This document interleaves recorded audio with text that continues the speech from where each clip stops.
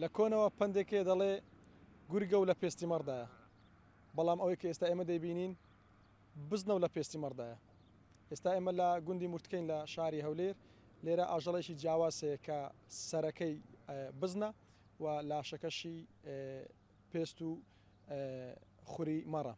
من ئێستا دەچمە لای خاوەنەکەی بۆ ئەوەی کە زانیاری زیاتر وەرگرین لەبارەی ئەم ئاژەڵە دەگمەنە. کاک ئارام سڵاوت لێبێ، ئەگەر پێم بڵێ ئەو ئاژەڵە لەکوێ دەستت کەوتووە، چۆن بوو ئەو ئاژەڵە بەدەست جەناب گەیشت؟ بەخێر بێن سەر چاوم.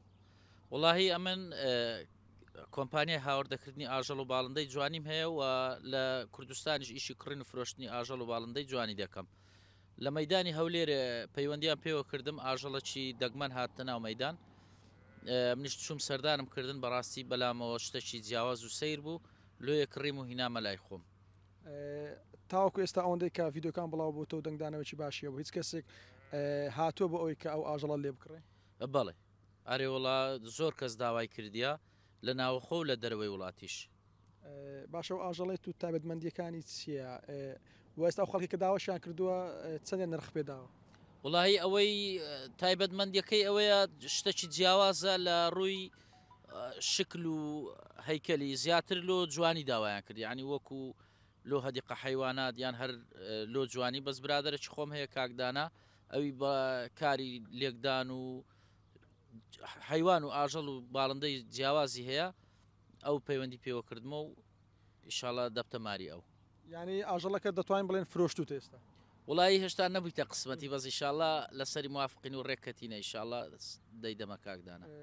دەتوانین نرخەکەی بڵێ کە بە چەند داتۆ یانە ڕێک نەکەوتون؟ ناوەڵی ئەمن داوای سی وەرەقەی لێ دەکەم، ئەویش کەمتری پێداوە بەڕاستی لۆی هەتا ئێستا ڕێک نەکەوتینە. جیا لەو ئاژەڵە دەبینم ئاژەڵی دیکەی جیاوازت هەیە، ئەم ئاژەڵانە چۆن لێکیان دەدەی؟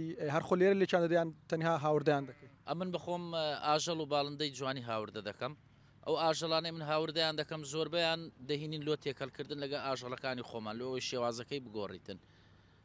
باشە ئەو ئاژەڵانی کە دانهێنە نرخەکانیان چەندە؟ بۆ نمونە گرانترین ئاژەڵ کە هێنرا بێتە کوردستان نرخەکەی چەند وەگەر بزانی؟ وڵاهی ئاژەڵی گرانبەها هاتە کوردستان هەتا 40 ملیۆن هاتیە و ئێستا گرانتریش لە ڕێە ئیشاڵە بە حەول و قوتی خوا هەفتەی داهاتوو دەگاتە کوردستان. باشە جیا لە ئاژەڵ باڵندە و ئەو ئاژەڵانە ینی ئەوانەی کە جیا لە چۆن دەڵێ لە مەڕ و بزن چی دیکەتان هەیە لێرە کە بۆ جوانی بەکاردێن؟ ئەمن بەخۆم هەر لە سەداواکاری خەڵک ئیش دەکەم، هەرچی خەڵک داوا بکە لە بلبلەوە هەتا دەگاتە شێر و پرینگ و هەر شتەی خەڵک داوا بکاتن من بۆ ئیسرات دەکەم دەینم. باشە خەڵکەکە بە زۆری داوای چ جۆرە ئاژەڵک دەکەن؟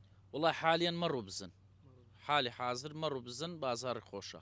باشە هۆکارەکەی چی؟ ئایا کارەکەی کە نرخەکەی بەرزەدانەوێ چۆن دەڵێ کار و بەرخی لێ بگرن بۆی کە دوای بە قازازی فرۆشتنەوەیان هەر بۆ جوانی بۆ خۆیان دایدنێن؟ وڵایی بە مەبەستی شیر بزن لۆ مەبەستی شیر زیاتر هاوردە دەکەم، بزنی سانین و مۆرسیانۆ و هەروەها بزنی جوانیش بزنی قەزەم و سەڵاڵی ئیماراتی و زۆر جۆرەکەی یەجگار زۆرە کە خەڵک داوا دەکاتن.